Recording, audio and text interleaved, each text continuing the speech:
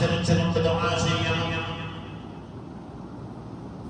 ഇതൊക്കെ ആത്മാർത്ഥമായി വരികയാണെങ്കിൽ അതിൽ ഒരു നാമത്തിന്റെ പേരാണ് ഇസ്മുൽ അഅ്ളം എന്നൊരു പേര്. ഇസ്മുൽ അഅ്ളം. ഈ ഇസ്മുൽ അഅ്ളം നമ്മുടെ ദുആയിൽ ഉൾപ്പെട്ടാൽ ആ ദുആ തീർച്ചയായും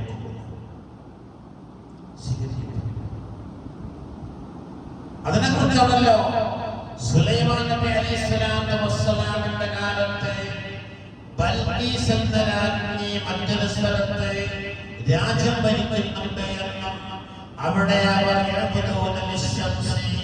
സൂര്യനെ ആരാധിക്കുന്നവരാണ് എന്നും മരക്കൊത്തനാണല്ലോ സുലൈമാൻ നബിയോട് വന്ന് പറഞ്ഞത്. മരക്കൊത്ത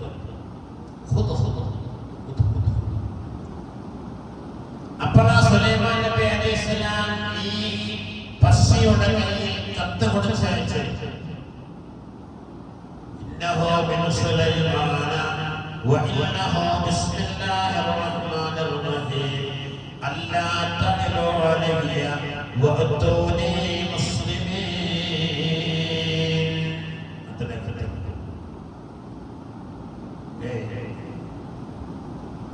ഓ ബൽഖീസ്, അല്ലാ തഅലു അലയ്യ, എന്നേക്കാൾ മുകളിലാവാൻ ആഗ്രഹിക്കുന്ന വഅതൂനി മുസ്ലിമീൻ, അനുസരണത്തോടുകൂടി എന്നെ സമീപിച്ചോളണം.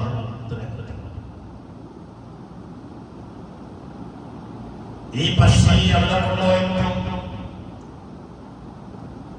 ബൽഖീസ് രാജ്ഞി കത്ത് കിട്ടി.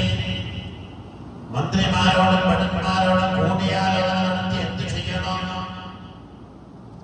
അവസാനം സുലൈമാൻ നബി അലൈഹിസ്സലാമിന്റെ അടുക്കലേക്ക് വരാൻ തീരുമാനിച്ചു. ആ വിവരം ഹുദ്ഹുദ് എന്ന സുലൈമാൻ നബിക്ക് വിവരം കൊടുത്തു.